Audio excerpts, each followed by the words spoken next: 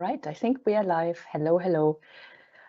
Good day, good morning, good afternoon, wherever you are. Hello from New York, from the UN Pension Fund, and welcome to this session to brief you on separation essentials for those of you who are between normal retirement age and any age thereafter, between early retirement age and any age thereafter, whether that is normal retirement age or even beyond normal retirement age. So if that is your situation at separation, then you are in the right presentation, because today we are focusing on those scenarios. So again, this is a session for those who have 5 or more years of contributory service and who will separate anywhere as of early retirement age and possibly normal retirement age or beyond. So today's session is focused on anything that we deem useful for you to prepare for separation, to understand your benefit options, to understand what is required in terms of documentation, but also where you can find useful information and tools to help you prepare as much as you can, so that when the time comes, at the time of separation, you have your documents ready, maybe even already submitted to the fund, and don't have to worry about the administrative preparation around pension. We are here with a couple of colleagues. My colleague Dilba will later on moderate questions and answers. So at the end of my presentation, we will take about half an hour to moderate questions that you will have had the time to submit in the chat, Q&A chat up here, at some point, and we will go through them verbally or orally in live moderation. So we are not opening the chat for written questions and responses. We are only 2 people, so that would not be possible, but we do want to do live moderation of Q&A. So Dilba is going to look at the questions and pick out those that are either the most asked or about topics that we weren't able to fully address in the presentation, so that you get as much information as necessary and as possible. Also, this presentation, like any of the global town hall presentations that we offer, is going to be published as a recording on our website together with a PowerPoint for this presentation. So tomorrow or the day after, you will have access to this recording plus the actual presentation, and you can access it at any time. We also have on our website, on the same page, all the recordings from past presentations. So in case this is not the one for you, but maybe you are in the group of less than 5 years contributory service, that was a presentation we did on Tuesday this week, you can go back to our webpage and access the recording of that session, which would be more focused to your case if that were the case. In terms of questions and answers, we will open that chat only later. I don't know the exact time, but probably around 10:15, so that you have some time to submit your questions then. We are not opening it before because we have had feedback that people find it distracting to have the Q&A going on, reading answers, also the presentation going on. We want you to be able to focus on what we are presenting.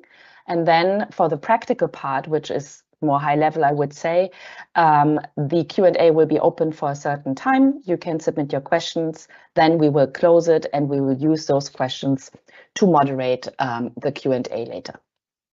I hope that helps set a little bit the format of the session today.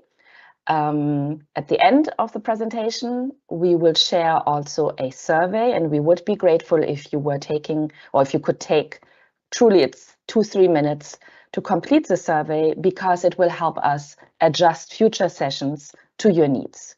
This session was tailored following survey results, where we were informed that previous sessions were too long. So this one is a shorter one. It's still 1.5 hours of presentation, but it is definitely much shorter than similar sessions in the past. Hopefully this will help you. So I will now share my screen. If there are any technical issues, my colleagues will let me know. Hopefully this will be a smooth session from a technical point of view. Okay, so I'm sharing. Actually, sorry, I should have included sound. So let me do that. Here we go.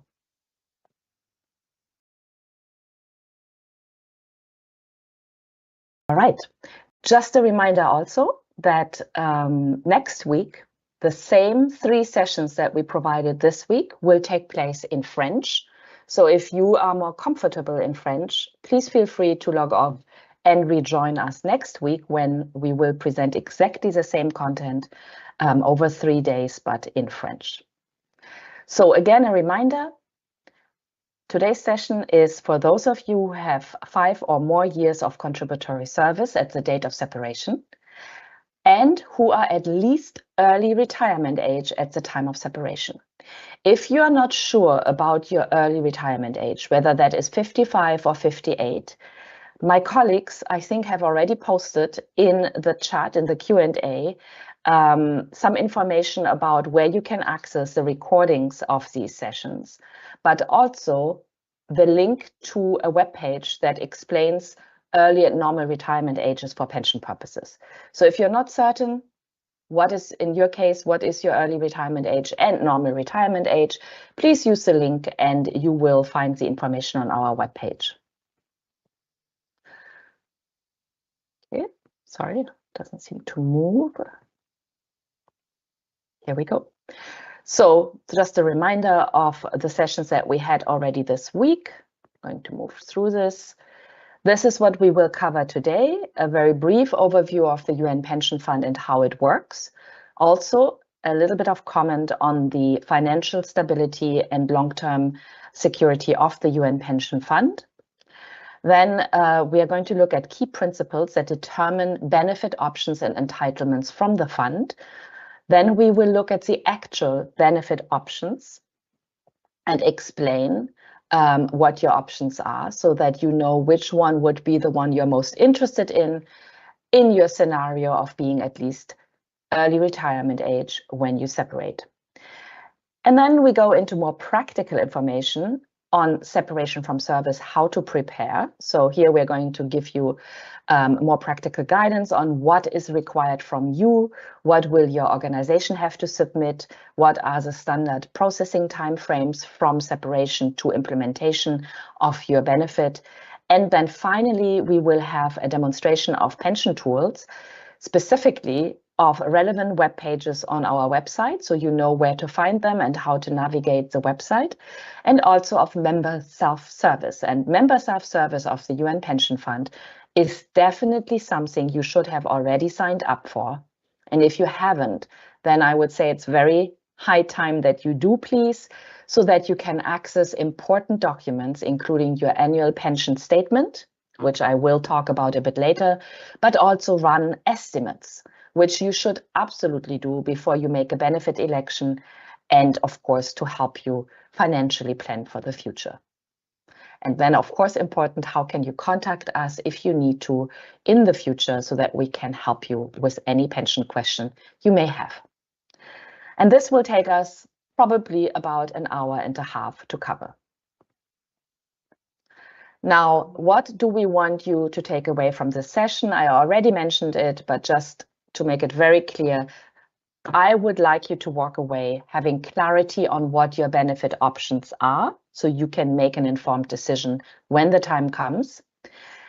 I hope that you will feel equipped to prepare, that you know what documents you have to have ready, what form you have to complete, and anything that is related to that. And then finally, also, I hope you will walk away really feeling confident that you know where to go on our website and in your own member self-service to find information that you need in the time or when you need it. So you don't depend on us to respond to you, which can take a few days before you get an answer. So basically, self-service tools.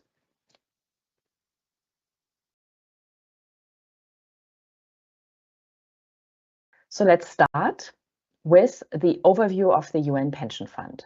What kind of pension fund are we? What is our plan design? What is the financial situation of the fund? We'll have a brief overview. More information on all of this is, of course, available on our website.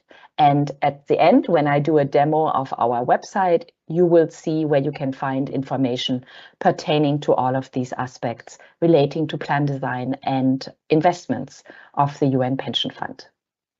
So we are a defined benefit plan.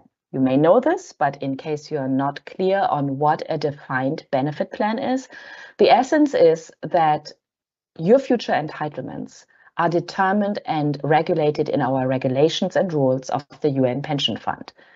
They do not depend on investment return or longevity. In other words, once you become entitled to a retirement benefit from the UN Pension Fund, we will calculate it based on the length of your contributory service in the fund and your final average income level at the end of your career. So basically based on your grade and step and related salary level. And that will determine, that formula will determine your future entitlement. That entitlement is then payable to you for life. And good for you if you live a very long time after separation, you will be entitled to that amount adjusted for cost of living for as long as you are alive. And if you have entitled survivors following your passing, there might be an entitlement to a lifelong surviving spouse's benefit for your surviving spouse. That is a defined benefit plan, where your benefit for the future is defined in the regulations and rules and is not dependent on investment returns. Is our fund safe? Yes, it is. We all, I think, are following what is going on in international markets, what is happening to the US dollar. However, our actuaries and investment experts and, of course, legal experts of the fund all together confirm that the pension fund is in a stable financial position. The fund has existed for over 75 years. The investments of the fund have basically grown since the inception of the fund. We currently pay just a tiny little bit more in terms of payouts than what we receive in terms of income from contributions. There is hardly anything we need to take from our pooled investments and contributions. This means that that amount of money continues to grow and grow. And the actuaries of the fund have confirmed in every actual evaluation over the last few years that the fund is fully funded and that we are financially stable and safe, even if the number of contributions and the number of participants contributing to the fund might decline. So what does our fund look like in terms of system? I know there's a lot of information on this page. Let's first look at the blue in the middle. UNJSPF pooled investments and contributions. This is basically the pool of all the income the fund receives. From what we see on the left, the contribution income from us, participants, and the member organizations which have to pay contributions on our behalf to the fund. Plus, what you see on the right, the investment income, which also flows back into this pooled system of money, let's say. And then we draw from this blue pool what we need for payments. We have a small portion that feeds into the administrative costs of the fund. Not all administrative costs are covered by this pension fund pool, actually only a small portion. Other parts are funded through the budget and member organizations.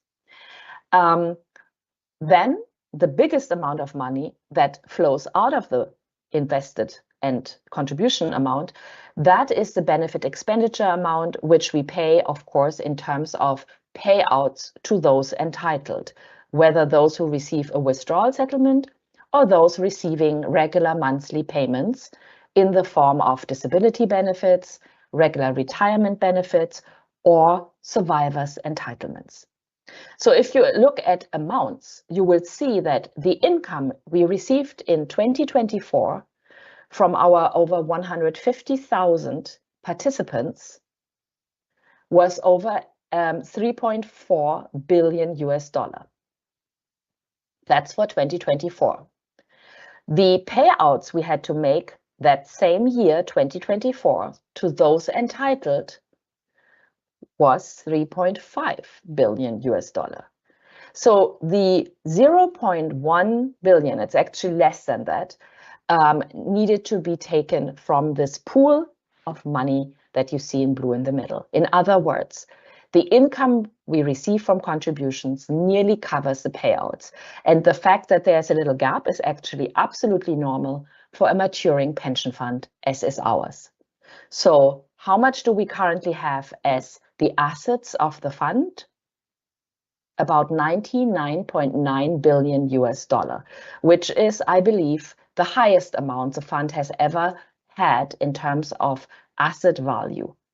This fluctuates, by the way, daily, definitely daily, and it may fluctuate in the amount of millions, hundreds of millions, sometimes even a billion from one week to another. This is not at all unusual. We see fluctuations in the billions over time, and we're not talking, of course, huge amounts of billions, but 1, 2, 3 billion is not that unusual given we are talking about this amount of assets.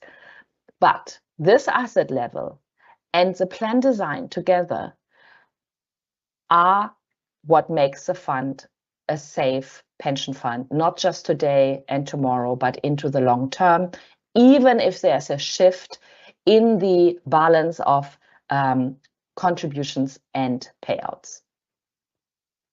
If you're interested in more information on the solvency of the UN Pension Fund, there is a web page that I will show you later on actuarial matters. If you're interested, this is a page you may want to read because it explains all this in much more detail and from an actuarial perspective from the experts. I'm a lawyer, I'm not an actuarial expert, so I would say this is definitely a good page to read if you're interested.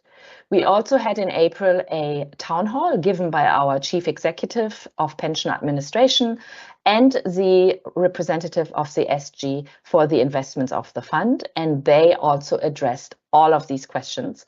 There is a recording on our website that you may wish to watch, but we can assure you that your benefits today and in the future are secure. Now, what are key principles that determine your benefit options and entitlements from the fund?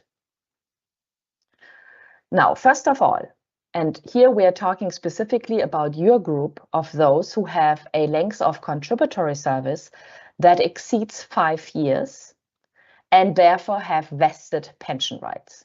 So in your case, because you have vested pension rights, again, that means you have at least 5 years of contributory service in the fund, and therefore you have an acquired right to a form of retirement benefit if you wish. Your options may include either a withdrawal settlement, which is a one-time payout, but only if you are younger at the time of separation than normal retirement age, or a form of retirement benefit. What kind of retirement benefit will depend on your age at the time of separation. I will explain all that in more detail a little bit later. But your options, your benefit options, are basically to take either a one-time payout if you're younger than your normal retirement age when you separate, that is called a withdrawal settlement, or, which most people elect when they have this option to a lifelong retirement benefit, you can elect a form of retirement benefit. And the early and normal retirement benefit options actually include also the option to take a portion of those benefits as a cash payout. We will get to that a little bit later. So it is your age at the date of separation that will determine what kind of retirement benefit you can elect. And of course, we're going to look at that in this presentation. Now, you could also not elect a benefit but instead say, I don't want to make a decision right now because maybe at the time of separation, you have the expectation to rejoin the UN system as a staff member and therefore the UN Pension Fund as a contributing member in the nearish future. So if you think you may rejoin the UN Pension Fund as a contributing member within 36 months from your separation date, then you have the option to elect a so-called deferment of election or choice or payout at the time of separation under a so-called Article 32. Why would anyone elect to not receive a payment? Because, as I just said, if you think you may rejoin the fund again in the near future, and let's say at the time of separation, you're somewhere around your early retirement age or a little bit older, but not yet normal retirement age, and there's a reduction factor that would apply to an early retirement benefit, and you know that you could very, very likely rejoin the UN system as a staff member and again join the fund, you may want to connect your current period of contributory service with a future period that might start within 36 months from you separating. If that were the case, because you rejoin and you didn't receive a benefit and you didn't make a benefit election, when you separated, you could connect those two periods, and period 1 plus period 2 at the time of separation would probably yield an overall higher form of retirement benefit and possibly at a normal retirement age, therefore without reduction factor. This is a lot of information, I'm aware. We are going to get there. What I want you to take away from this slide is you have two benefit options, either a one-time payment or a retirement benefit, but you also can choose not to receive a benefit and instead elect to defer the benefit election for up to 36 months. More details to follow on all of that. Now, here is a different illustration of what I just told you, just to say that if you have any duration of contributory service and you are younger than normal retirement age, when you separate, you are entitled to choose a withdrawal settlement, if that is what you want. Or, because you have 5 years or more of contributory service, you have a choice between the 3 retirement options listed here, depending on your age at the time of separation. I'll show you later which benefit you'll get at what age at separation. And then finally, at the bottom, as I said, you have the deferment option. This is the same information again. Now here, we are breaking it up in what age you might be at the time of separation. If under number 1, you might be younger than normal retirement age when you separate, but you have reached, of course, at least your early retirement age, then you could choose between the 3 options shown here, which is either a withdrawal settlement or a deferred retirement benefit or an early retirement benefit or a deferment of choice. Or under option 2, you could choose, if you have reached at least your normal retirement age, you could choose to request a normal retirement benefit. Now, early and normal retirement ages. If you're not certain what your normal and what your early retirement ages are, that is based on your age at the time, sorry, not your age, at your date of joining the UN Pension Fund. The date of entry into the UN Pension Fund determines what your normal and early retirement ages are. If you joined the fund before January 1990, your normal retirement age is 60, your early retirement age is 55. If you joined the fund between 1 January 1990 and 31 December 2013, your normal retirement age is 62, your early retirement age is 55. And if you joined the fund since 1 January 2014, Your early retirement age is 58. Your normal retirement age is 65. So one more time, and I know we're doing a lot of repetition here, but it's truly just so that we clarify your options at the time of separation. Let's have a look at scenario 2 in the red box. Here on this page and the following page, we are showing you the 3 scenarios that someone with vested pension rights can refer to, and where the scenarios are depending on your normal retirement ages. So in the box number 2, we're talking to those of you who have a normal retirement age of 62 and early retirement age 55. For the other normal retirement age 60 or 65, it's either above or on the next page. So scenario 2, if you are in the category of normal retirement age 62, early retirement age 55, if you separate at an age younger than 55, you would have the choice between a withdrawal settlement, a deferred retirement benefit, or Article 32, meaning the deferment of choice.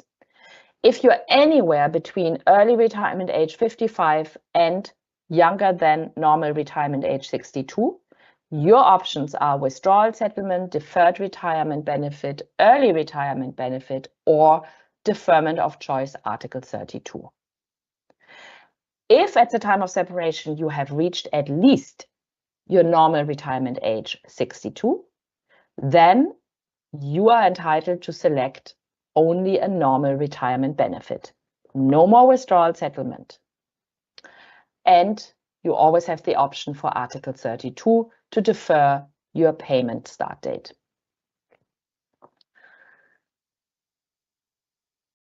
So, what should you do prior to separation in addition to understanding your benefit options? You should definitely look at your most recent annual pension statement. The most recent one was published in May, and it is the one that shows your participation with the fund since you joined till year-end 2024. We're going to get there. I will show you the statement, and you should log into your member self-service and under the Documents tab, access this statement. Why? Because it includes essential information for your case, and you should check that the information provided, especially for your personal data, is correct. If not, you should reach out to your HR to fix whatever needs to be fixed. What should you do also? Run an estimate.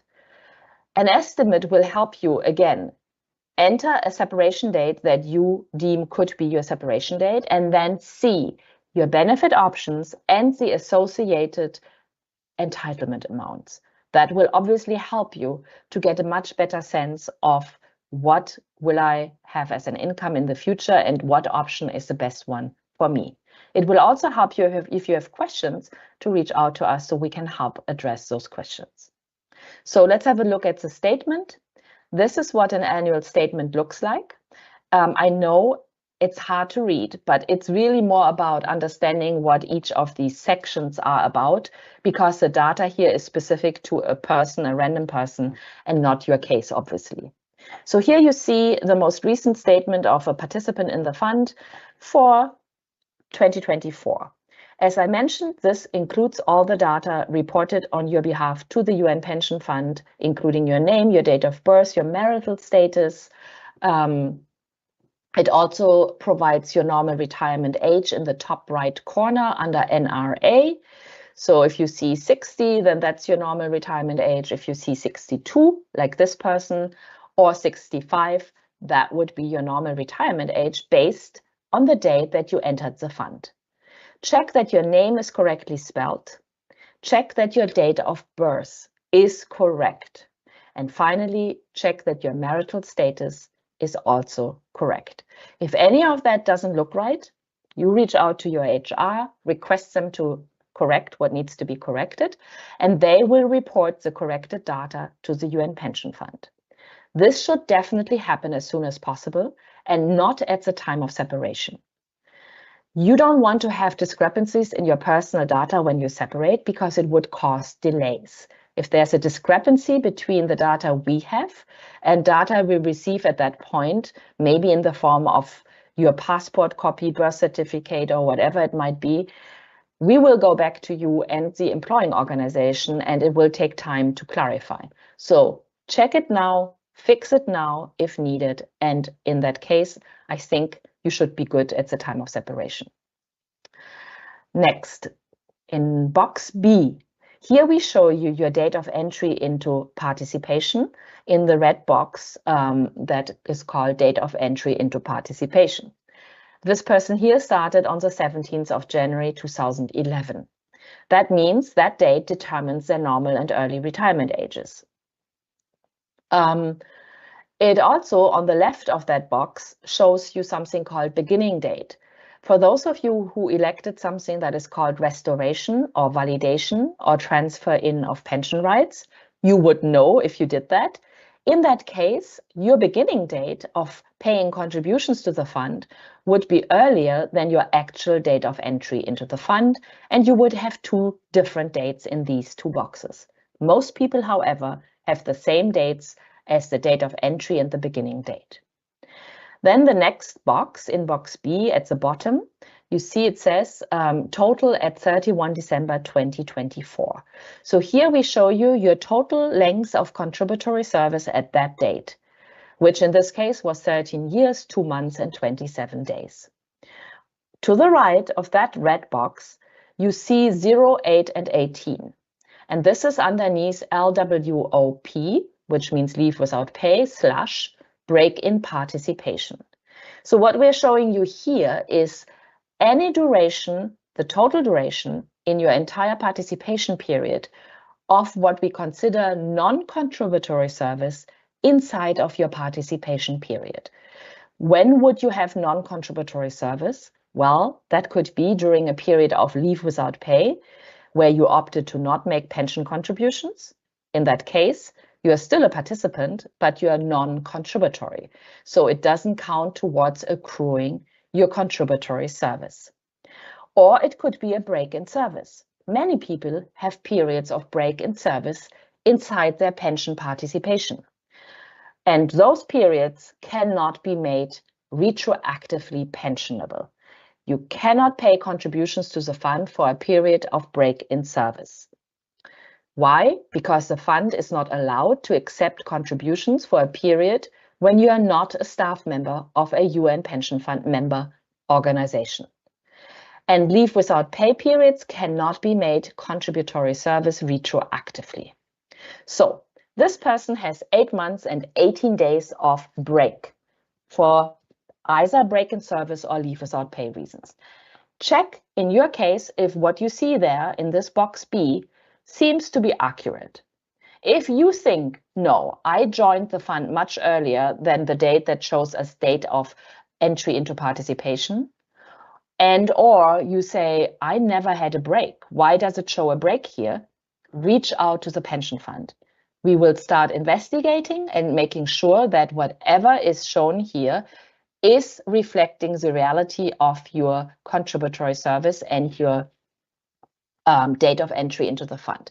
And if it needs to be corrected and changed, then we will do so, of course, after consulting with your former employing and current employing organization. Box C. This is the box that shows you your own contributions to the fund throughout the time since you joined till year end 2024. So here you see the amount that you contributed to the pension fund since you joined the fund, not the organizational share. So here you see your own contributions. At the bottom, under line number 6, you see balance on 31 December 24. First, you have the amount of over 96,000 US dollar, and to the right, you have 17-something thousand US dollar. The 96,000 plus US dollar is your own contributions that you paid months after months after months till year end 24. The 17,000 something US dollar is the interest that this person earned since they joined the fund and paid contributions. In your case, of course, the amounts will be very different because you have a different career, a different grade and step history, and a different length of contributory service. But that's what you will see here, the amount of your own contributions plus the interest that you earned on that amount. You pay 7.9% of what we call your pensionable remuneration to the fund every month. Your organization pays twice that amount to the fund to fund the system and your future retirement benefit if you were to elect one. Okay, and then on the right-hand side, we go directly to this box E, annual pensionable remuneration. What is that? That is your salary scale for pension purposes over the history that you see here. The most recent salary scale will be at the right bottom line. I can't even see it myself. I don't know, I think there are 24. No, 20 lines here. So under line 20 in the right bottom corner would be the most recent pensionable remuneration scale for your case based on your grade and step at the year end of 2024 and prior. And then backwards the history of those scales. What do we use these pensionable salary scales for? They are to determine what is the amount of your contribution month after month to the fund, plus the organizational share. And we will use this information to calculate your future retirement benefit. And I will show you later how that works. Here, estimates. I told you, you should definitely run one or more estimates to know your benefit options.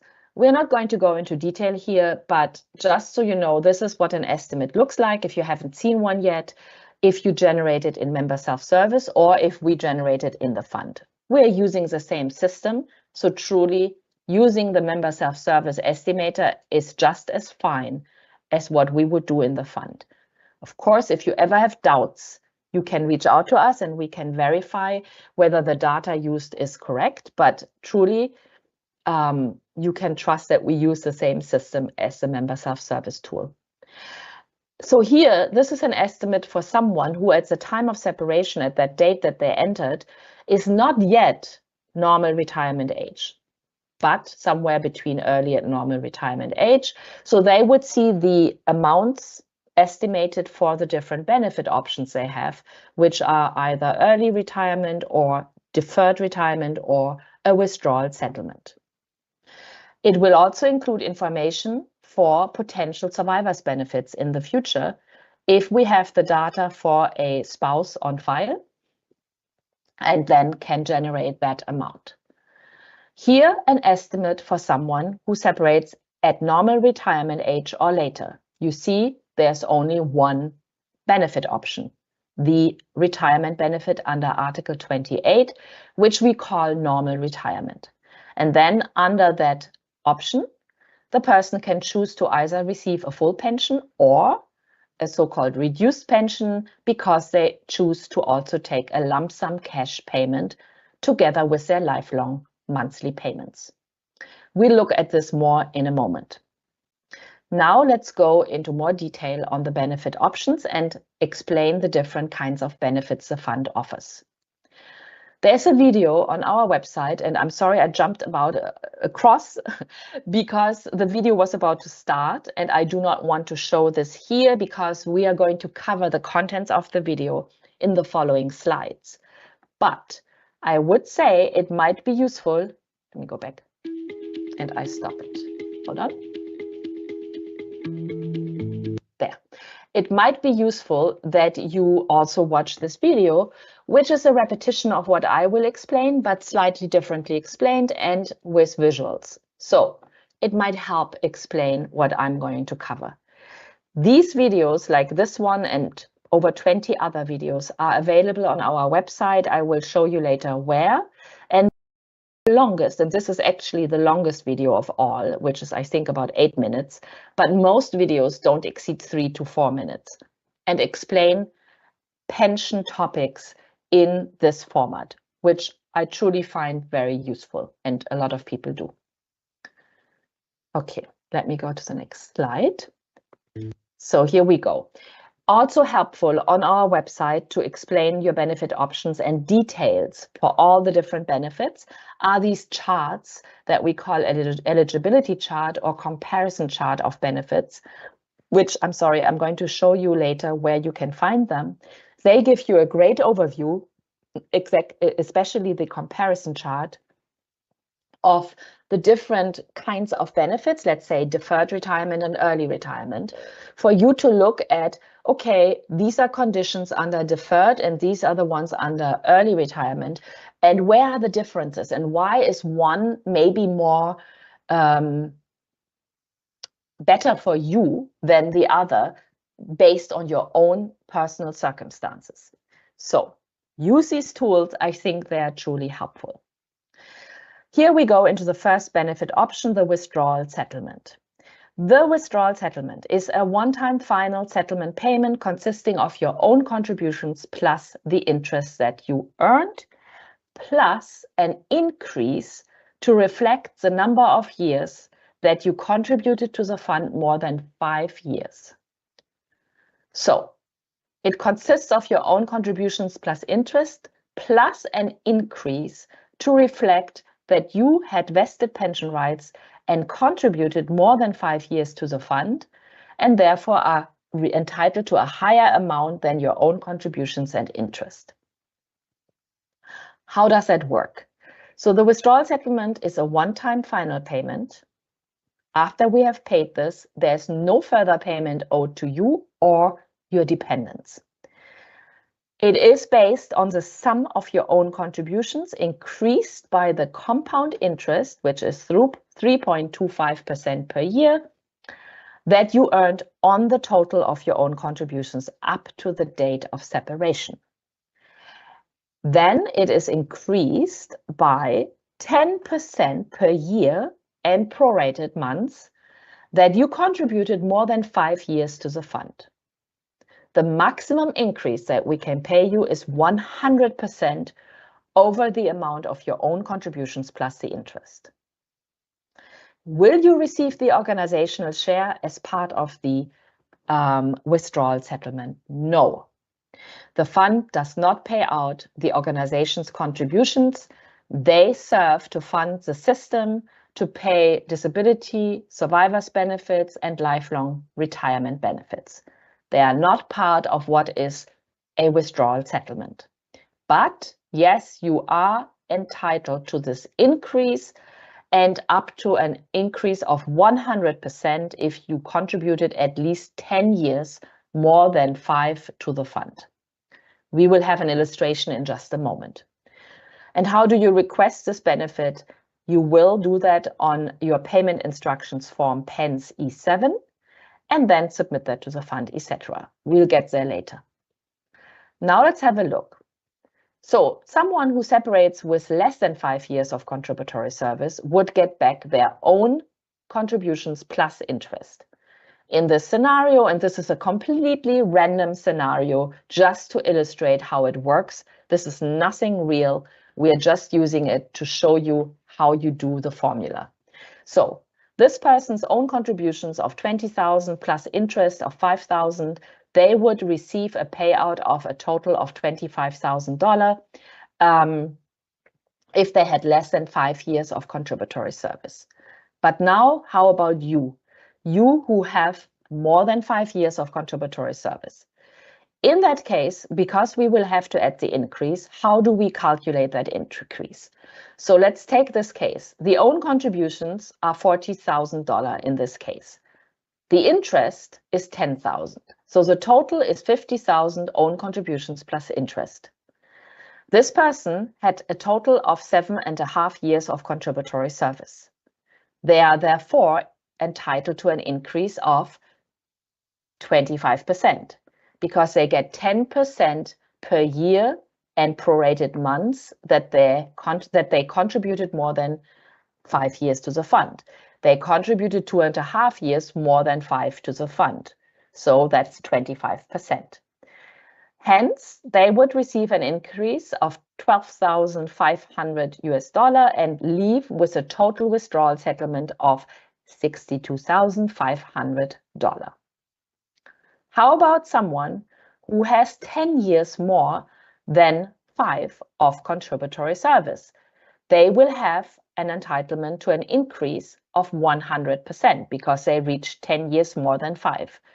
So if their own contributions plus interest amount to $180,000 and they are entitled to the 100% increase, they're leaving with twice $180,000, meaning $360,000. What if the person had left with 9 years of with not 15 years of total contributory service, but with, let's say, 14 years? Well, their increase would have been 90%, not 100%. Now, what if the person leaves with more than 10 years of contributions over 5 years? In that case, the increase is capped at 100%. So whatever their own contributions plus interest is at the time of separation, they will get that amount doubled and leave with twice the amount of their own contributions and interest. Obviously, the longer someone contributes beyond 15 years or whatever, the longer anyone contributes to the fund, the higher the amount of their own contributions and interest. So if that is doubled, the higher the withdrawal settlement. And this is how the withdrawal settlement works. Now, if you received a withdrawal settlement from the fund and then at any time later rejoin the UN system as a staff member and again become a fund participant, you can opt to reimburse your withdrawal settlement plus compound interest, to then reactivate the period of contributory service for which you had received the withdrawal settlement, and add that former period to a new period of contributory service. Why would you do that? Because you would increase the total contributory service, period 1 that you restored, plus the new period. And at the time of separation, you may have reached normal retirement age and you're entitled to a normal retirement benefit, and you would benefit from a normal retirement benefit calculated based on the total contributory service of period 1 plus period 2. And of course, if you wanted a lump sum, based on your own contributions plus interest during period 1 and period 2, etc. So that is an option anyone who received a withdrawal settlement has. You would have to apply to the fund to avail of that option within 12 months of rejoining the UN Pension Fund, if that were the case. And in that case, you have to reimburse the withdrawal settlement amount plus compound interest. And once you have made that restoration payment, you would not be entitled to any payments again until you separate from service again in the future. Obviously, we have a web page on restoration, which is linked here. And I would strongly suggest, should you ever come back after having received a withdrawal settlement, at least consider whether this is something you are interested in. And if so, make sure you apply within the very strict deadline of 12 months from rejoining the fund.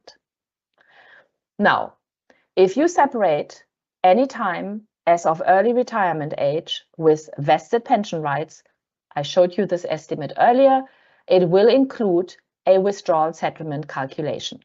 You see it here at the bottom in the red box. This calculation already provides the increase that you are entitled to. So this is the estimated amount that you would actually receive from the fund.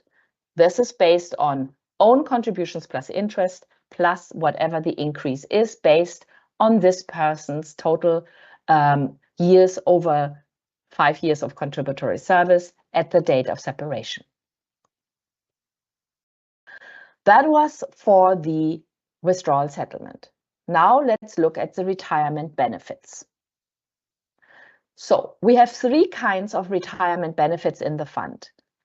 These benefits are deferred retirement benefit under Article 30, early retirement benefit under Article 29, and normal retirement benefit under Article 28. What kind of benefit you might be entitled to depends on, and I know you know the answer, your age at the time of separation. All of these are periodic benefits. What does that mean? It means benefits payable to you in monthly installments for life. They are all payable in monthly installments at the end of the month for which it is due. They are all payable for life, the duration of your life. They are all adjusted for cost of living over time, just like our salaries are. Retirement benefits are adjusted for cost of living over time. And they all have attached survivors benefits for entitled survivors.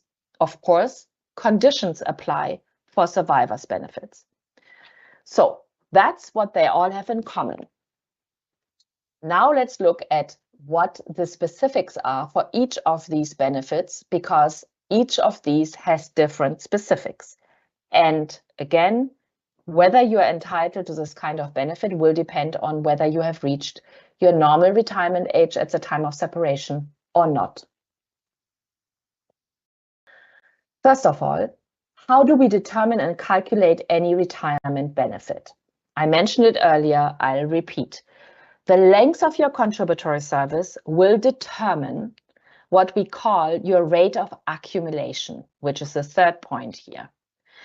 So the longer your contributory service, the higher your rate of accumulation, because for every month, every year, every month, even every week that you contribute, you are increasing this rate of accumulation percentage by a little bit.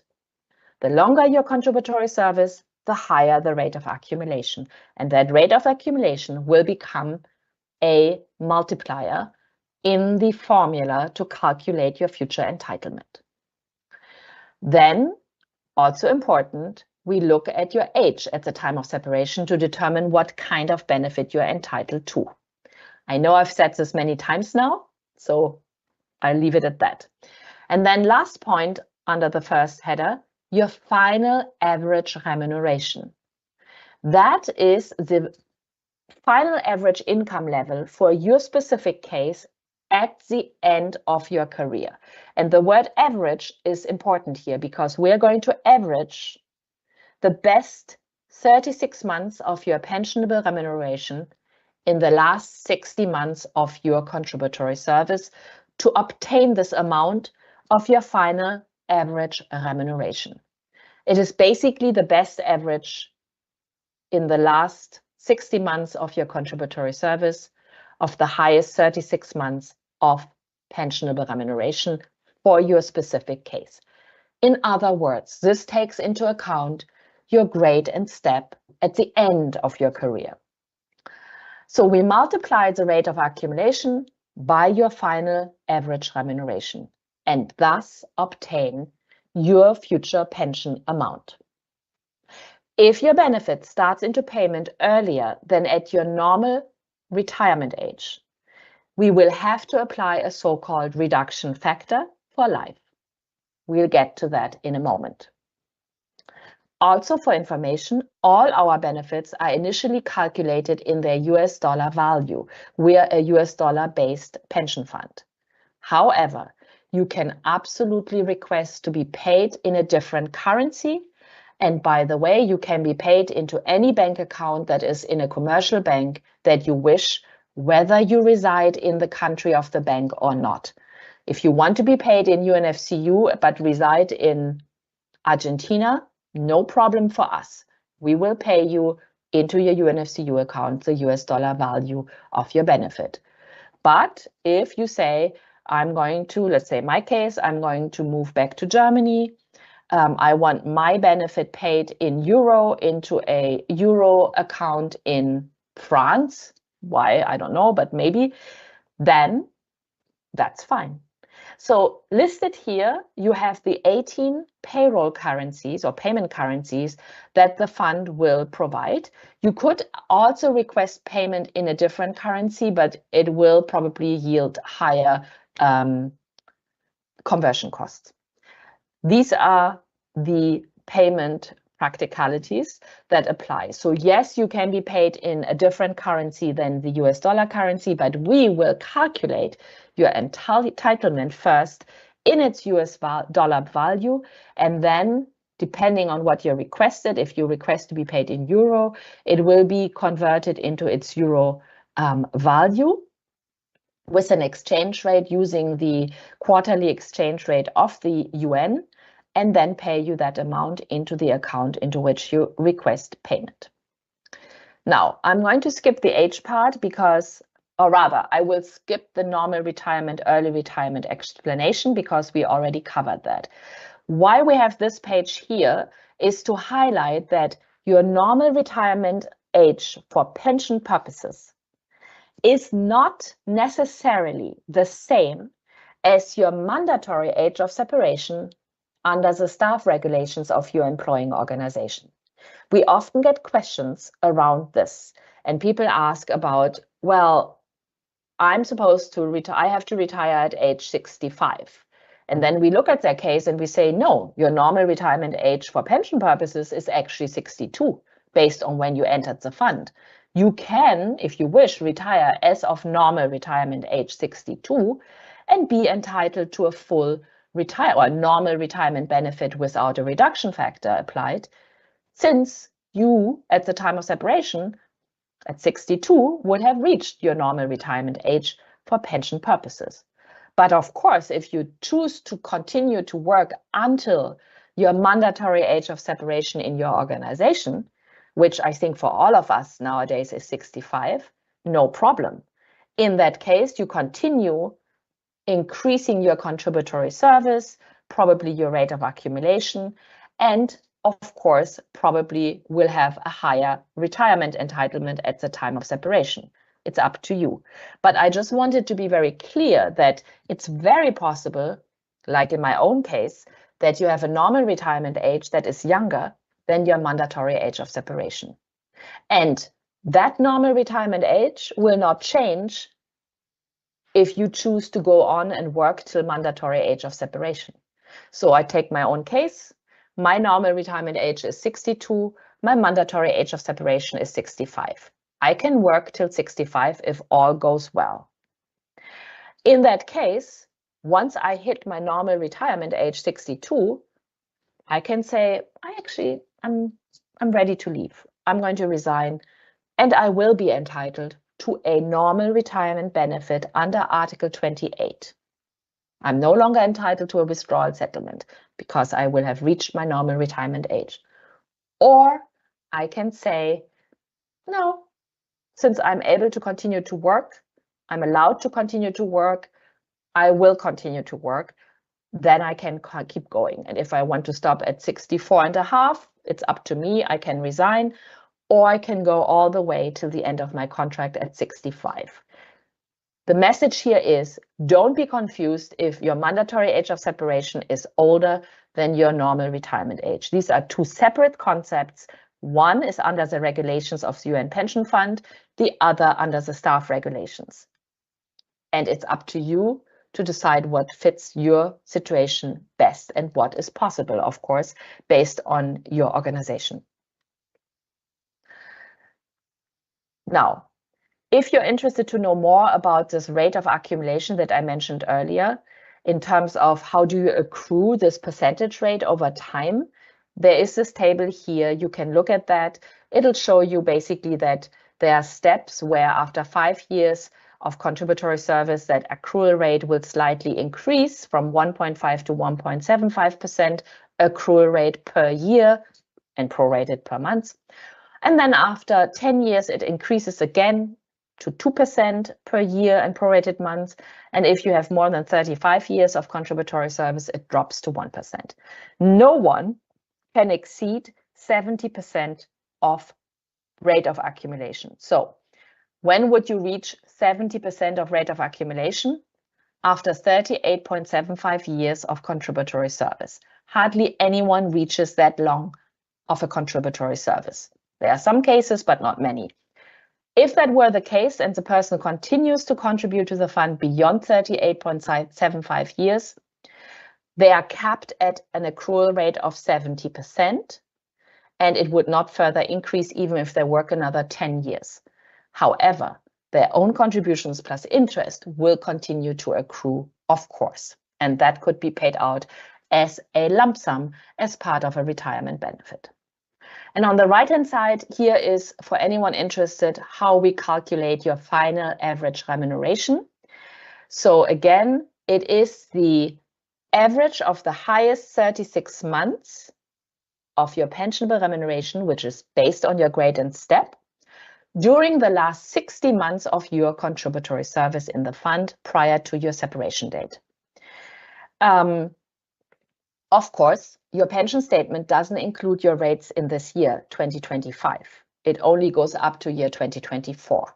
But of course, when we calculate your specific FAR, we look at the totality up till year end, up till your separation date, and we will receive that information from your employing organization on a so-called separation notification. Here, I just wanted to illustrate in this box, which is taken from your annual statement, how to determine an approximate final average remuneration based on the information you can access easily in your pension statement.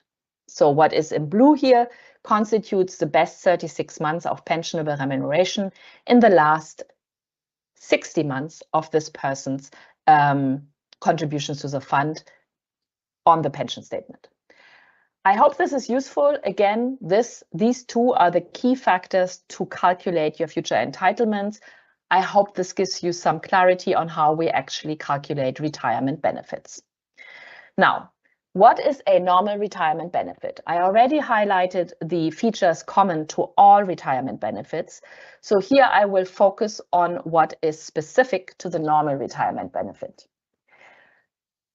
First of all, the option you have under normal retirement and early retirement to convert part of this benefit into a lump sum. Part of this benefit.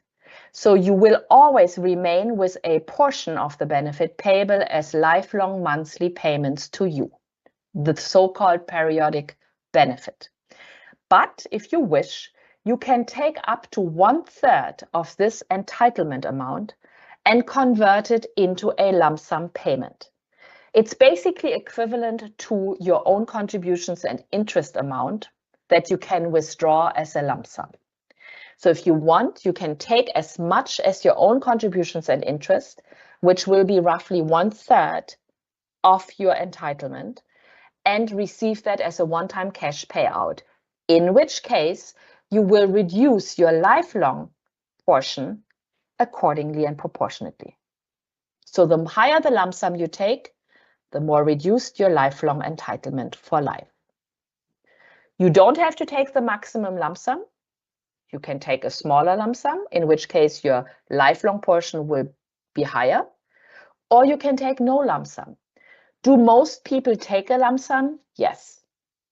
We looked at the statistics. Most people take a lump sum for many reasons. The fund will never advise you whether it's beneficial or not for you to take a lump sum. It's a very personal decision. But yes, a lot of people take a lump sum, and I would say many take the maximum lump sum. But there's also a good portion of our beneficiaries who took no lump sum or a smaller lump sum. Up to you to see what fits your needs and what makes sense in your case. What you should do probably is determine what is the annual, regular, periodic income that you will get for life that you want as a minimum. Reminding yourself that you may have to pay tax, and we can't give you advice on taxation.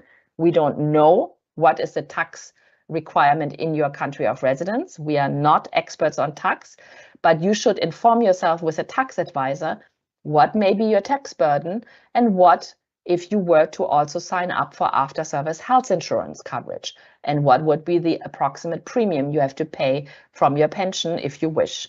So tax and after-service health insurance, I cannot advise you. We cannot advise you. This is outside of the scope and responsibility of the pension fund. Please consult a tax expert for the country where you intend to reside, and please consult your HR and the insurance section for your organization to understand after-service health insurance conditions. Now, what I was going to say is you should determine what is the minimum regular monthly pension amount that you need to live comfortably, to then also determine how would that influence your decision to receive a lump sum. So this is basically the key difference between the normal and other benefits, that you can get this maximum lump sum or less. Also, you're covered for the survivor's benefits for children under age 21 or beyond if they are disabled, and for spouses or secondary survivors. So survivor's benefits are covered under the normal retirement benefit. Entitlement starts the date following your separation, and that's an important point. So basically, once your benefit starts into payment, we will pay you retroactively back to the date following your separation date. How do you request it? On Form PENS E7, by making the according benefit election plus submitting supporting documents. What would the estimate look like for this kind of benefit? Here you see it. It would provide you with the two options. What if you were to take the full pension, no lump sum, and give you the annual amount? You divide it by 12, that gives you the monthly amount that you would be entitled to.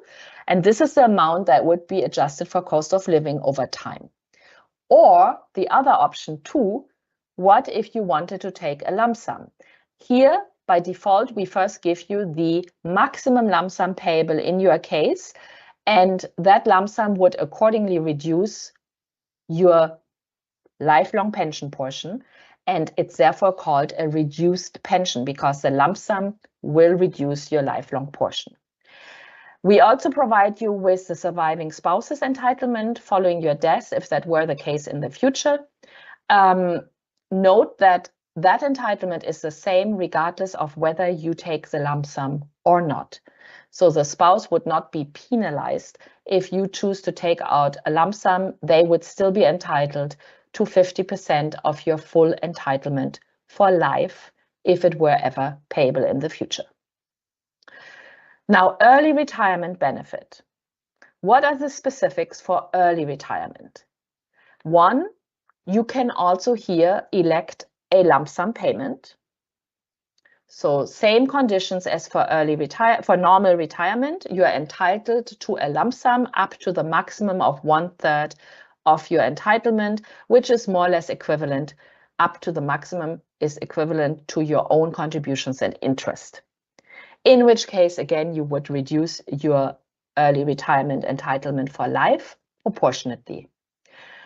This benefit also offers coverage for survivors, including child or children under age 21, or if recognized as disabled beyond age 21, and of course, other survivors like spouse and secondary dependent. I will highlight survivors benefits in a moment. Entitlement for this benefit also starts the date following your separation date. In other words, here too, once we implement your benefit, you are entitled to the retroactive payment of this entitlement back to the date following your separation date. What is very particular for the early retirement benefit is that an early retirement reduction factor has to be applied. Why? Because you would start receiving this benefit earlier than your normal retirement age, which actuarially for the fund means you're going to be more expensive to the fund. In addition, based on life expectancy tables, it is actuarially confirmed that generally people who retire earlier live longer. So the fund has an expectation that someone who leaves on early retirement will receive retirement benefit payments for a longer period in time than the person leaving on normal retirement. So that, to compensate for that cost to the fund and the fund's population, there is this early retirement reduction factor that has to be applied to any benefit that starts into payment before normal retirement age. How do we recalculate the early retirement reduction factor? First of all, it depends on the length of your contributory service at separation. we will check whether you have less than 25 years of contributory service or between 25 and 30 years of contributory service or 30 or more years of contributory service when you separate. Why? Because depending on the length of your contributory service and where you fall in these brackets, an according reduction factor applies. The highest factor is for those who have less than 25 years of contributory service at separation. It's 6% per year and prorated months that you are younger than normal retirement age. If you're 2 years younger than normal retirement age, we would have to multiply that 6% factor by 2. If you're 2.5 years younger, we multiply that factor by 2.5, and so on. However, if a person has between 25 and 30 years of contributory service at separation, the reduction factor per year and months that you are younger than normal retirement age drops to only 3% per year in prorated months. And if you had 30 or more years at separation, that reduction factor actually is only 1% per year and prorated months. So in other words, you see that the longer the contributory service, the less the reduction factor that needs to be applied. But it's by brackets as shown here. For those of you whose early retirement age is 58, so you joined since 2014, the reduction factors are slightly different. They are either 6% or 4% for those who have 25 or more years of CS. So check what is your case at separation if you were to go for an early retirement benefit and you have a sense of what reduction would apply. Note that if you're more than 5 years younger than normal retirement age when you separate, and you are entitled to a lesser reduction factor of 1, 3, or 4%, that cannot be applied for more than 5 years. So any year that you are more than 5 years younger will go back to the 6% reduction. Do you have to calculate all of this yourself? No, of course not. The estimate that you can run would already include the applicable reduction factor for your case. If you're interested to see a basic and random calculation of an early retirement benefit, here is one just to illustrate how that works. So we do the general calculation of FAR times rate of accumulation, obtain a certain amount, calculate the reduction factor for this person. In this case, someone who is 55 and has a 6% reduction factor, so 42% reduction, apply the reduction and obtain the resulting early retirement lifelong entitlement as of age 55 at 40,482 instead of 69,796. This is how the reduction factor works, and yes, it is applicable for life. If you obtain an estimate under this option early retirement, you will see you have the full amount if you don't take a lump sum, and number 2, the reduced amount if you were to take the lump sum, and here by default the maximum lump sum. This amount already includes the reduction factor that applies to early retirement in this specific case. For the lump sum option, we receive a lot of questions around the lump sum. So just as a reminder here, it is only available with early or normal retirement benefits. It is known as the 1/3 lump sum option, but you could take less than the 1/3 if you wish. It is entirely optional and a personal choice. You don't have to take a lump sum, but you can. It is a one-time payment at the beginning of your retirement, meaning we implement it when we implement your benefit. And it cannot be more than the 1/3, but it can be any amount less, up to the 1/3 or less, or none. It can be paid into a different account than your regular monthly pension payments, if you wish. And of course, taking a lump sum will reduce your lifelong benefit accordingly. Now, the third kind of retirement option or retirement benefit option, the deferred retirement benefit. This is, like the others, a lifelong monthly payment. What is specific for deferred retirement? This does not include the lump sum option. There's never a lump sum payable with a deferred retirement benefit. The deferred retirement benefit can be elected by anyone with vested pension rights, even younger than early retirement age. It provides for surviving spouses benefit, but never for child survivors benefits. You can decide when the payment of this benefit should start. Differently from early and normal retirement benefits, you can decide when the deferred retirement benefit should start. Generally, it's considered best to wait till normal retirement age, even if you elect this at an age younger than normal retirement. Why? Because it would allow you to forego the reduction factor. But if you wish, you can request this to start into payment at any time between early and normal retirement age. If you wait till normal retirement age for the payments to start, it will be without any reduction factor. If you request it to start before normal retirement age, there will be an according reduction factor applying the same conditions as I showed you earlier under early retirement. So here, this is the only benefit where you can basically avoid the early retirement reduction factor, but it also means that you start payment later and you will not receive retroactive payments back to whenever you separated. How do we calculate this benefit? Just like every other retirement benefit, based on the length of your contributory service until your separation date and based on your final average income at the time of separation, taking into account your FAR. So deferred retirement benefit is for those who are not interested in a lump sum. And I would say in this group, for those who do not need their income from pension to start immediately, but could wait so that they can forego the reduction factor or lessen the reduction factor and receive a higher benefit from the time it starts into payment. However, of course, remember, you are not getting payments until this benefit payment starts. So what is the difference between deferred and early retirement? Let's say I'm 50, I don't know, let's say I'm 59 and I need to decide, am I taking an early retirement benefit or a deferred retirement benefit? I would ask myself, do I want a lump sum? If the answer is yes, early retirement is your option.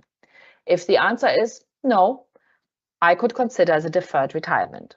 The next question is, do I need to start payments as soon as possible because I have no other income? If the answer is yes, deferred retirement would probably be your choice because that will start as soon as we implement it and be paid retroactively back to the date of separation.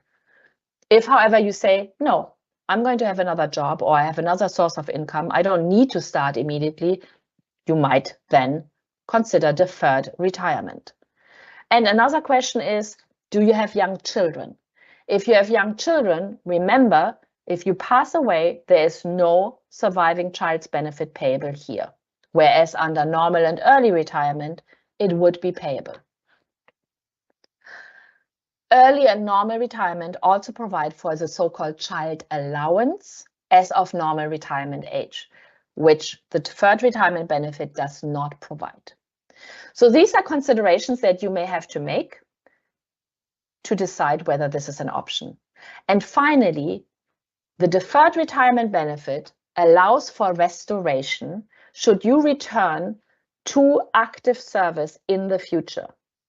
Meaning, if you were to come back into active pension fund participation in the future and you had elected a deferred retirement benefit, but it was not yet due in payment, meaning you hadn't reached normal retirement age yet, then you can request for that to be reversed basically and restored. However, because restoration here needs to be cost neutral to the fund, in most cases, restoration is not beneficial for the beneficiary, for you.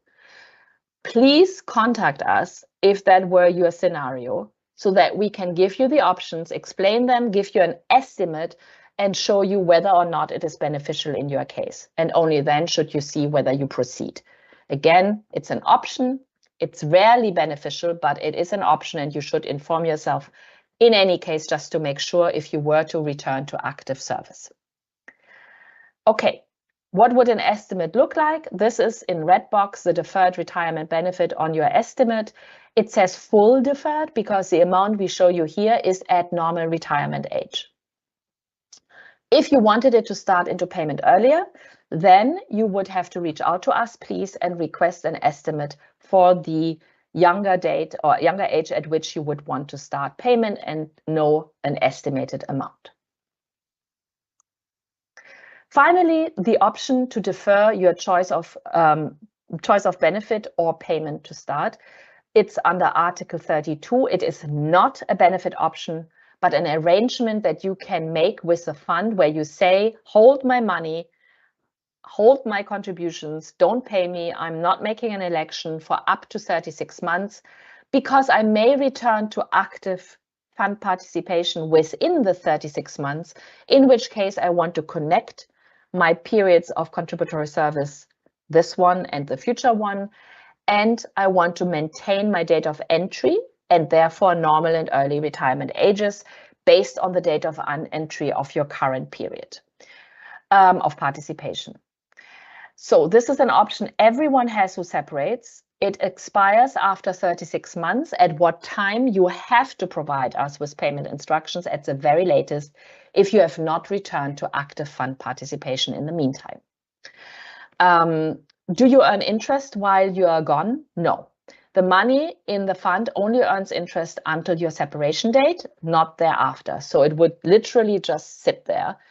Why would anyone elect it? As I said, because it would allow you to maintain your current participation and date of entry if you were to return to active service in the future, and you would then be able to continue adding to your already existing acquired pension rights and maintain your early and normal retirement ages based on your date of entry for this current period of participation. I am not going to go into the details pertaining to part-time breaks in service. I will highlight some information about leave without pay, but there is information here in the following slides that you may find interesting if you had break in service, if you had part-time and want to know more about it. Now, the second blob here is how does special leave without pay, SLWOP, impact my fund participation? You have the choice, if you go on leave without pay and your organization authorizes it, to not pay contributions to the fund or to pay contributions. If you choose not to make pension contributions while on leave without pay, this is considered non-contributory service, and it will not increase your rate of accumulation. It will not increase your contributory service. So that's important to notice. However, if you choose to make contributions while on leave without pay, it would be contributory service. It would increase your rate of accumulation.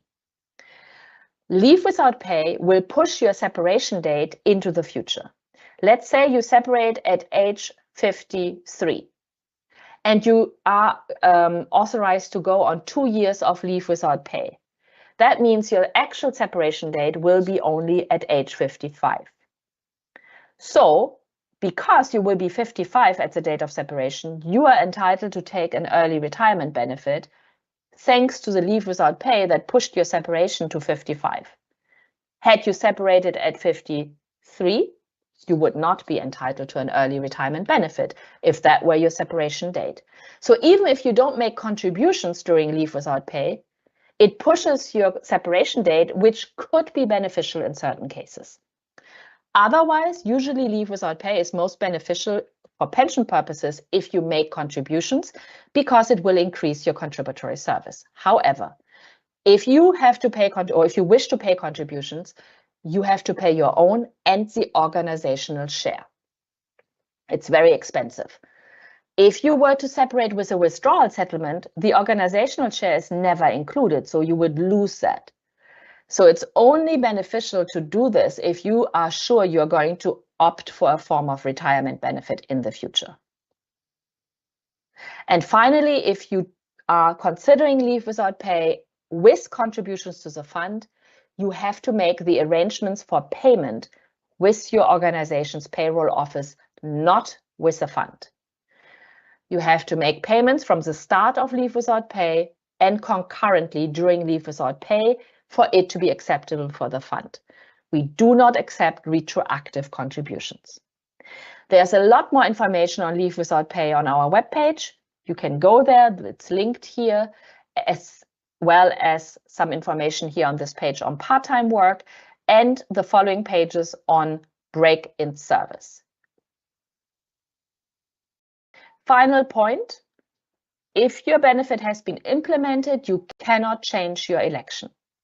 So once you have submitted payment instructions and we have put your benefit into payment, there's no change possible. That's it. So make sure you make the right election for your case. Very brief summary of survivors' benefits. There's a video, again, just like for benefit options, that will give you an overview of all the survivors' benefits that the fund may provide. I'm not going to play that, but you can go to it, of course, in your own time. It's linked here, and I show you in a moment where you can find it on our website. Here, a page that is summing up potential survivors' benefits. The fund may pay survivors' benefits for a surviving spouse for life, for surviving children up till the end of the month of their 21st birth month, or beyond if the child was recognized as disabled by the fund, and to surviving ex-spouses if eligible for life. For ex-spouses, there are very specific conditions that apply. These conditions are all listed on our website, and I will show you where. Or if none of the above are entitled, we may consider paying a surviving secondary dependent, meaning either a parent or a sibling, under certain conditions, provided you were actually receiving a secondary dependent allowance during your lifetime from your organization and you continue to provide for your secondary dependents into death. But if anyone under the first group, spouse, child, children, ex-spouse, is entitled, we will pay. And we will pay them in parallel if several are entitled. Only if there's no one entitled under that first group would we look at, is there potentially a secondary dependent entitled, and then make that payment. If no entitled survivor is alive following your death, and we still have a portion of your own contributions and interest unpaid in the fund, we would pay that money in the form of a so-called residual settlement. Whom would we pay this to? To the personal people you designated on a specific form called Form PENS A2, which you can download inside your member self-service if you're not sure if you have submitted it. If you're not sure, just submit a new one.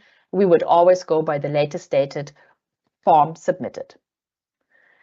That's it for survivors. And now for separation from service. I know we are at past. I will need another 5 minutes and then I'm finished, but I think Dilba might open the chat now or in a moment so that you can start submitting questions if you wish, and we can then moderate them in a moment. So, separation from service, how should you prepare?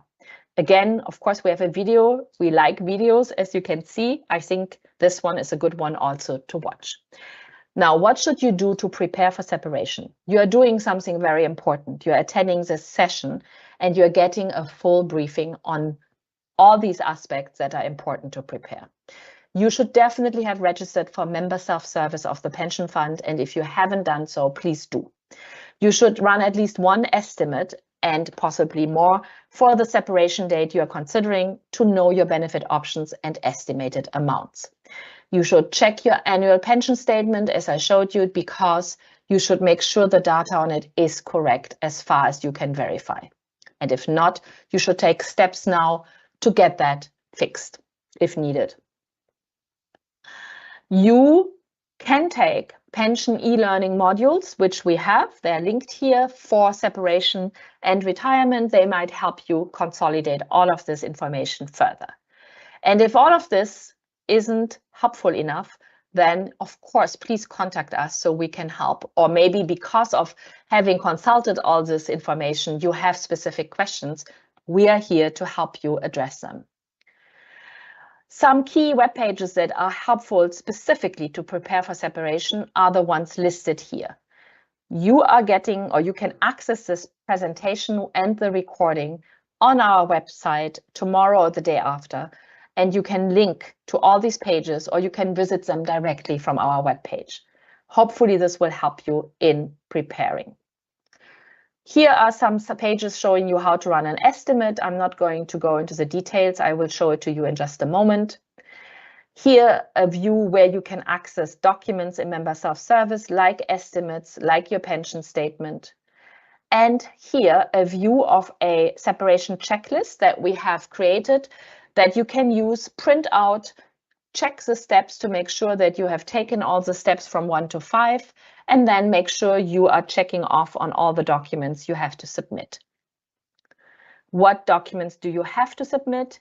You have to submit your payment instructions on a form called PENS E7 that you can download inside your member self-service and that you can submit inside your member self-service if your organization advises you to submit your separation document and separation PI directly to the fund.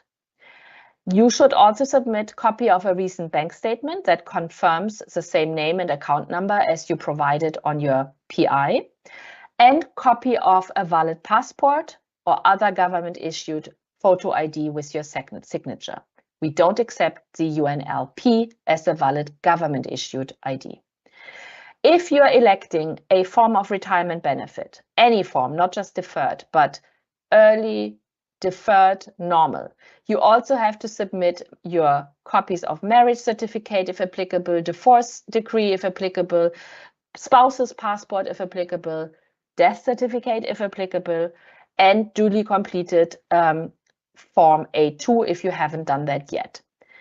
Your organization has to submit from their side a separation notification and a personal action form. That is their job. They will handle that.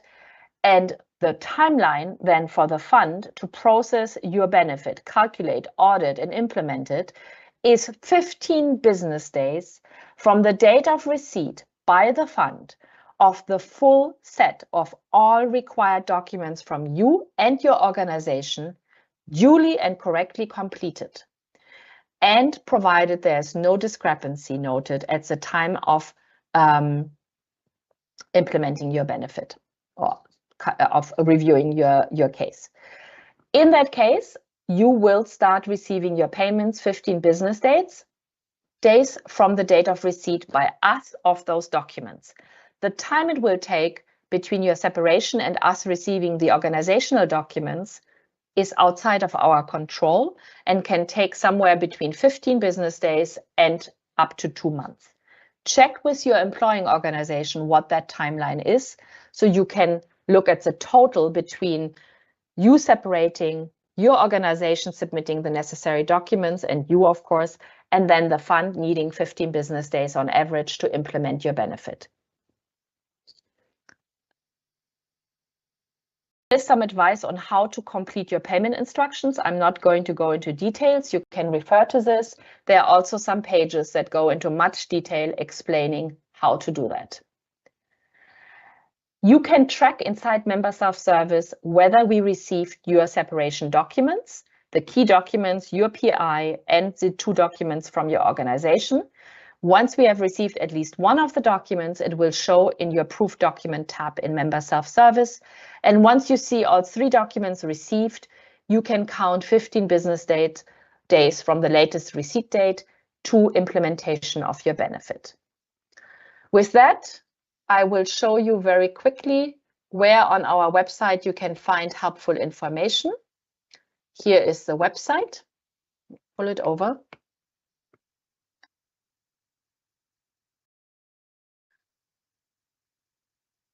First of all, you have these different tabs up here with a direct access to member self-service. Under for clients, you have different chapters. Maybe this one is the most important for you right now, separating or retiring, or you can simply go to all topics. If you go to all topics, it will open this page for clients where you have all topics that link you to an according web page. Or if you prefer going to separating or retiring, then of course that would reduce the topics to those that are most important for separation. An important page is the separation page where you can access this checklist that I showed you a bit earlier. Another one is the one for benefit options, where you can access detailed information about all the options I showed you, the video about this topic and so on. Guidance on how to run estimates. Overview of the separation process that details what you need to submit, what your organization needs to submit in more detail if it's helpful. And of course, other elements, also survivors' benefits. Under investments is where you can find information about the current investment situation of the fund and asset level. Under historical fund performance. Under resources, you can access information and guidance on how to access member self-service. You can access e-learning modules, pension town hall sessions. This is where you can access all the recordings and the presentations of today's session. All videos. This is where you can obviously access all the videos, those that I showed you and more. Booklets, same thing, booklets for various topics that might be very helpful. And also a link to FAFIX, which is the Federation of Retiree Associations, that will link you to pages where you can access and check whether in the country where you intend to reside exists a retiree association to see whether you might want to join one. They are not members of the pension fund, but they are very important partners of the pension fund. And I would say very, very powerful voice for retirees and beneficiaries in their country and represented at the governing board and meetings of the pension fund where they voice concerns for retirees and beneficiaries, but they are also a wonderful source of information about topics specific to your country of residence, for example, taxation. So just quickly, the webpage Pension Town Halls, here is where you can link to future town halls or access past events. So the recording for today's session will be posted here very shortly. About us is where you can find more information, including on actuarial matters, as I mentioned earlier, also about other information about the fund, and then contact us is very important. This is, wait. I think I have too many pages open. Hold on, sorry. Contact us is a page where you have all the information to contact us. And please only use the channels provided here to contact us. They are the only ones where everything is tracked, counted in terms of time of response, and the right way of getting in touch with us. There's also information about urgent assistance for the future should you not receive your regular monthly payments once they have been implemented, or if someone needs to notify us of the death of a pension fund member. If you need to contact us in writing, we have a contact form where you can submit your questions in email format. This will provide you with an acknowledgement once you have made your submission. Oh, sorry, not sure what I'm doing here. Okay, let me do it this way. And we have many tax-free numbers in over 65 countries, so that in the future, if you needed to contact us, you can reach our contact center, which functions 24 hours, 5 days a week from Monday to Friday. And of course, is staffed with pension experts. And finally, if you're in New York or Geneva, you can visit us. Please always consult to see when our offices are open, what are the opening hours to make sure that we are here to provide our services to you. And if you have questions about how to submit documents, it's explained here. You can submit them electronically inside your member self-service, or you can send them by mail or drop them off in person, or of course, submit them via your employing organization. And for member self-service, once you have registered, you register by clicking here on this little link at the bottom. You go inside. Once you're inside, there is a disclaimer that you accept, and you're inside. And there, under documents, you can access either, oops, this is not very, okay, existing documents like, for example, your pension statement 2024 or any estimate you have run. You can access all the forms, including the PENS E7 form that you have to submit your payment instructions. Again, I shouldn't have done that. Never mind. You can go to the proof document file here to track receipt of documents by the fund for your separation documents. I have not separated, so it's not showing here. And then finally, running an estimate. This is where you run your estimate. You enter your separation date as intended, let's say 31/12/2025. Don't put an amount in the fixed lump sum because you want to first see what is the maximum payable. You submit your request, you say, okay, you wait until the thing has stopped turning. And once it's ready, it says it's complete, go to the document tab. So here, existing documents, and then it should show 12th January estimate available. You click here and you can see it. And then document upload is where you can upload documents, or under the outbox can see former uploads that you have done. If you upload a document here, you don't need to send it to us in mail format. And this is it for the presentation. I'm sorry we are over time, but I hand over to Dilba for moderation of questions and answers now. Thank you, Christine. We have received a lot of good questions that shows a good understanding of the material that was presented so far. However, there are some clarifications that would be, I guess, useful to go over. One of them is around the reduction factor, and I'm going to read out some of the questions related to reduction factor. First question, what if I end service at 60 and their normal retirement age is 62 and opt for deferment of option under Article 32 and request benefit payment, including lump sum? Okay. Once they reach their normal retirement age, would the reduction factor apply? Okay, good question. Great question. So if you separate at age 60, before reaching your normal retirement age 62, you're younger than NRA, so you are separating before, but you want to elect an early retirement benefit because you want the lump sum, then an early retirement benefit has an effective date following the date following your separation, the day when you're still 60. So if you wait for 2 years before requesting the payment of your early retirement benefit, once we implement it, we will pay you retroactively for the 2 years that you waited, but it will be calculated based on your separation date, and it will calculate the reduction factor for the 2 years that you were younger than normal retirement age at the time of separation. So waiting does not reduce a reduction factor for early retirement. It would, however, reduce a reduction factor if instead of early retirement, you elected deferred retirement. However, if you elect deferred retirement, you cannot get the lump sum. So up to you to see whether you absolutely want the lump sum, in which case you have to go with early retirement, and in which case the reduction factor will apply, and we will pay you retroactively for the 2-year period while you were waiting.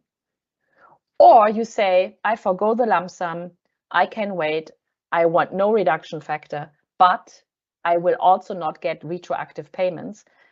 Instead, I get a higher amount starting from normal retirement age into the future. That is something that only you can decide. And I would say, look at the estimate, compare the amount payable under early retirement with the amount payable under deferred retirement, if you can possibly forgo the lump sum. And in that case, see what is more beneficial. It probably will have to do with the gamble of life expectancy. And you will see that there's a certain point, a few years into the future, where it might be financially more beneficial to get the deferred retirement at the higher rate, but it means you have to live for a longer period in time to make it beneficial because you are not receiving retroactive payments. I know it's a bit of a calculation, but I hope this clarified that an early retirement benefit election means, yes, we apply the reduction factor based on your date of separation and your normal retirement age. Thank you, Christine. And further clarification on that is whether this reduction factor is applied to the full yearly benefit amount every year for life, or only until someone reaches their normal retirement age? Thank you for that question. It is for life. The reduction is for life. So once we have calculated the reduced amount, that is the amount that you are entitled to for life. Thank you. And further on the reduction factor, if someone elects a reduced pension with a lump sum at age 59 and their normal retirement age is 62, can they get a lump sum immediately upon separation, or do they have to wait until they reach their normal retirement age? Interesting. And if they if they get the lump sum at age 59 upon separation, whether or not a reduction factor is applied to the lump sum as well. Okay. Thank you. So the first thing, no, there's no reduction factor on your lump sum because that is based on your own contributions and interest, basically. It's a bit more complex as a calculation, but that's basically what it is. As for when will the lump sum be paid? A lump sum under early and normal retirement benefits is always paid as soon as we implement that benefit. So an early retirement benefit, let's say, as you said, at 59, we implement it hopefully quickly after your separation date, maybe within a month and a half or a couple of months. At that time of implementation, we pay you the lump sum immediately then. So no, you would not have to wait till normal retirement age for the lump sum to be paid under early retirement. Thank you for that, Christine. Another question is about payments of the pension benefits, whether or not someone can elect to receive their benefit in two currencies, and whether or not they can receive their lump sum payout in a different currency than their monthly pension. Thank you. So yes, you can receive your lump sum payment in a different bank account and in a different currency than your monthly regular pension payments. That's a clear yes. For the first question, can you remind me, please? And the second one, whether or not they can receive their pension in two different currencies. No, sorry, the first question, I didn't remember. So the first one was whether or not someone can receive their pension in more than one currency, and the second is whether or not they can receive their lump sum in a different currency than their monthly pension. Thank you so much. So as I just mentioned, yes, the lump sum can be in a different bank account and in a different currency than your regular monthly payments. However, your monthly payments cannot be split into separate bank accounts and currencies. So your monthly payments for life will have to be into one bank account in one currency. You can change the bank account in the future if you wish. So maybe you start out at UNFCU in US dollar, and then later you say, well, I now move to, I don't know, Panama, and I want to be paid in local currency on US dollar still. Then you can change that, of course. But your monthly regular payments can only be paid into one bank account in one currency. Thank you for that. And one last question on currency. If someone opts for Article 32 and the payment is requested in euro or in Swiss francs, will the US dollar exchange rate be applied at the time of payout or at the time of separation? At In the other time words, of payment. Yeah, at the time of payment. So once we implement, so the 32 deferment, 32 months, Article 32, 36 months deferment period is basically a wait time. But then once you choose, and you can choose at any time during those 36 months to actually change your opinion and say, I actually want to be paid. So whenever you ask the fund to implement a payment, it's at that time when we actually start paying you, and at the time of paying you that we apply the UN quarterly exchange rate. So let's say you start getting payments in December 2025, we use the rate at that time, and you receive monthly payments over time. In 2027, we use the quarterly rate for the month of December for that payment. So it's at the time of payment. Thank you, Christine. There are some questions about the cost of living adjustments, whether or not they have been taken into account in the estimate, and based on which country these adjustments are taken. Yeah. Okay. Thank you. So first of all, cost of living adjustments are applied only once we actually know what they are, right? So we can't project into the future what could be potential cost of living adjustments. So no, our estimates do not take into account cost of living adjustments. They are applied once we calculate and implement benefits. What is the basis for the cost of living adjustment? By default, all our benefits are implemented and adjusted based on the US dollar consumer price index. So if we apply cost of living adjustments, they are based on the CPI for the United States.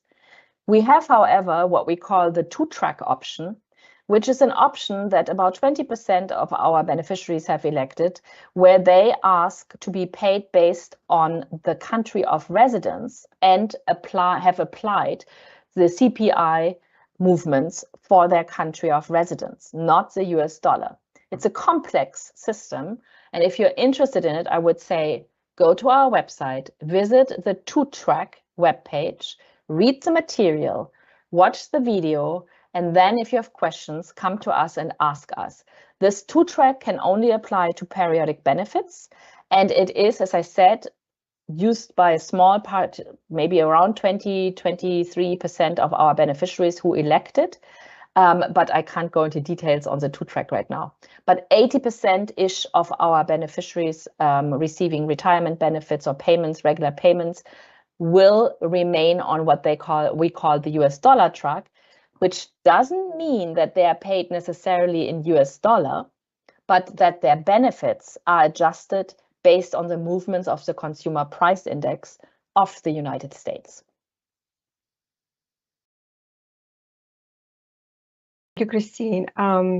And for those who have elected a deferred retirement benefit, but not yet receiving it, when should they expect the cost of living to be applied to their benefit?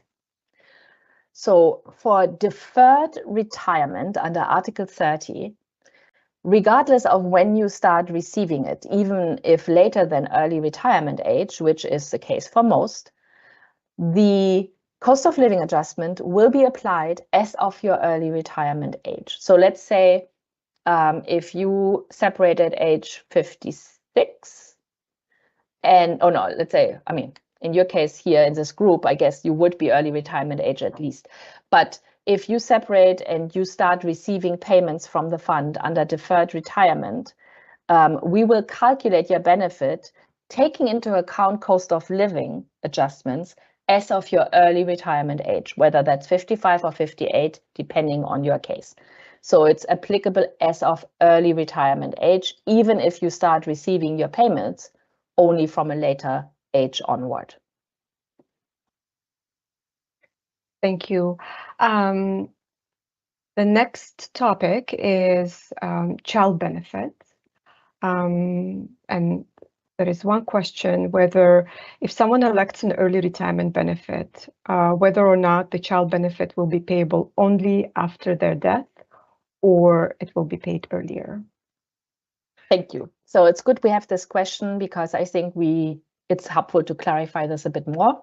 So under normal and early retirement, you are entitled to a so-called, I call it a child allowance, just to make it clear that it's not about a survivor's benefit. So we would pay you together with your own retirement benefit during your lifetime, this child allowance for children under the age of 21, or if they were recognized as disabled by the fund beyond age 21, this child's allowance. Both of these benefits, oh, sorry, I should also say that the child allowance payments start as of normal retirement for anyone. So normal retirement benefit immediately, early retirement benefit, you would only start receiving this child allowance if at the time of you reaching your normal retirement age, your children are still under age 21 or otherwise qualified. So this is the child allowance being paid together with your own retirement benefit during your lifetime, usually until the end of the month during which a child turns 21. Then we have the surviving child's benefit, which would kick in following the death of a retiree or death in service, of course, but let's focus on retirement. So if someone dies in early or normal retirement, that surviving child's benefit would be payable as of the first day of the month following the date of death. So if someone dies in January 2026, and their children under the age of 21 or disabled and recognized as such, we would pay these children surviving child's benefits in line with our conditions as of the 1st of February 2026. And if there are other survivors' benefits payable, let's say surviving spouse's benefit, that is being paid in parallel, of course. Thank you, Christine.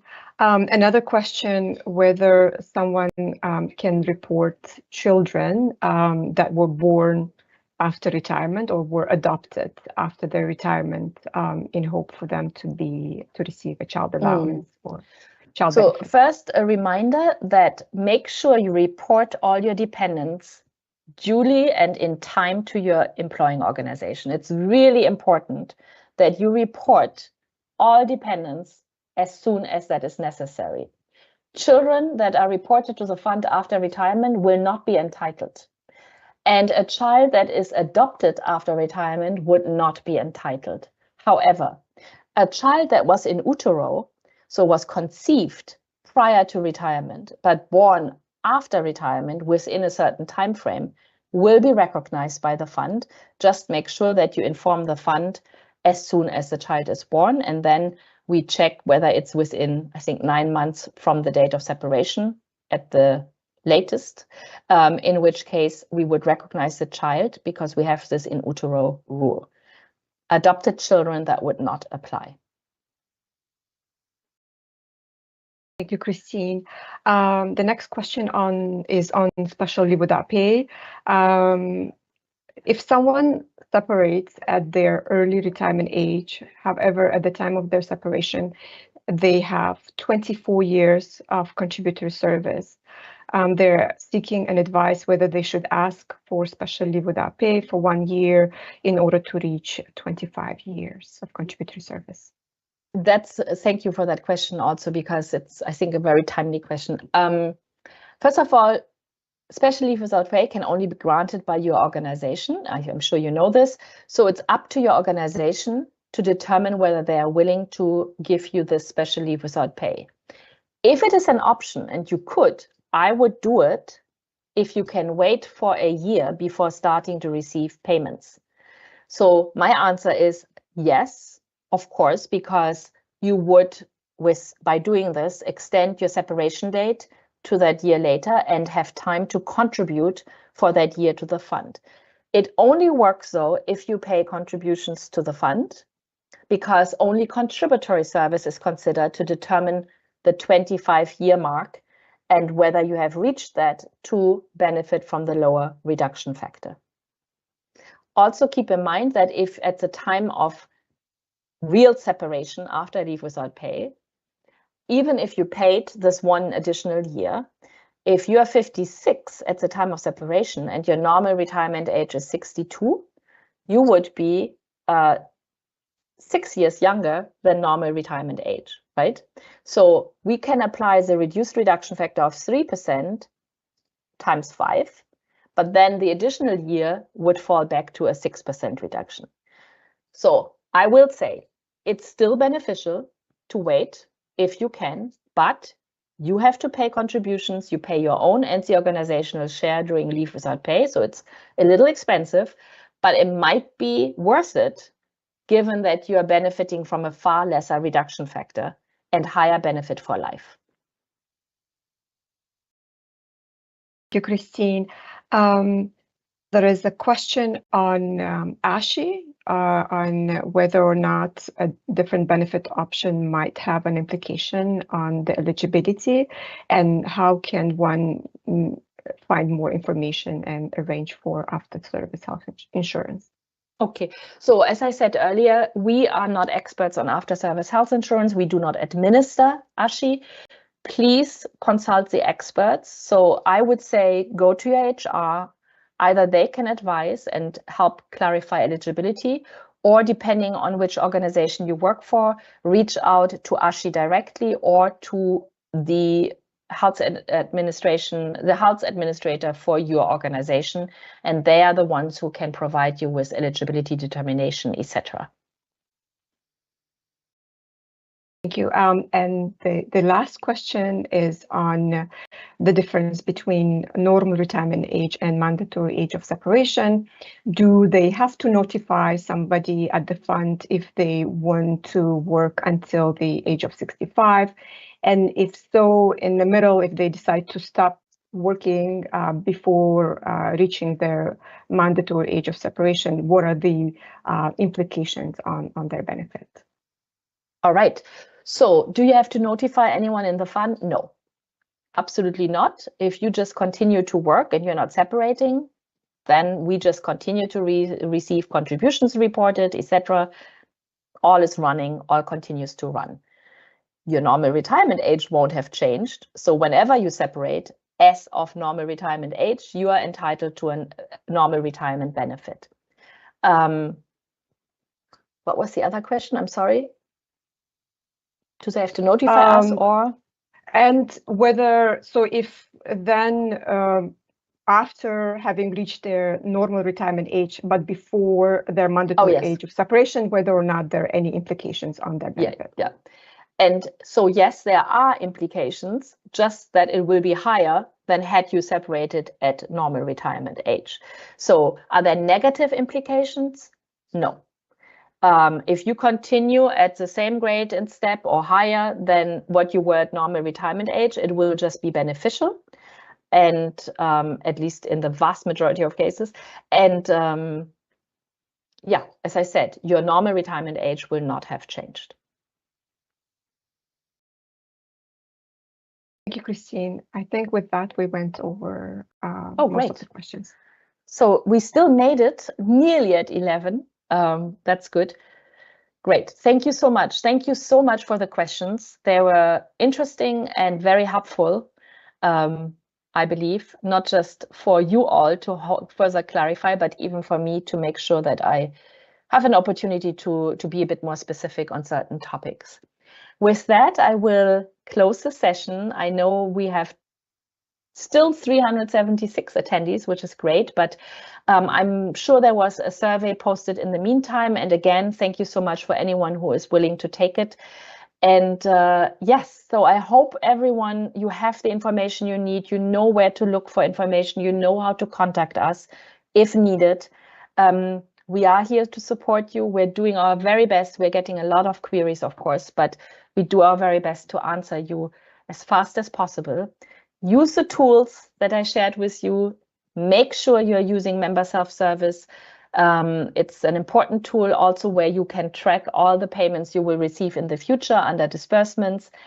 And most importantly, I wish you a healthy retirement and life after separation. And maybe some of you will be back in the future, even after having separated. But in the meantime, I just wish everyone that you are going to have a smooth separation when the time comes, and of course, good health going forward. With that, thank you so much. Big thanks to Dilba for the moderation, and to my colleagues in the communications team and in the IT support for making this session possible. Next week, the same sessions will take place in French, and in July, we will certainly offer new sessions, possibly more focused on certain topics, but for sure, look at the Pension Town Hall webpage from time to time to see what we're planning for the next weeks and months. Thank you on behalf of the Pension Fund for being here, and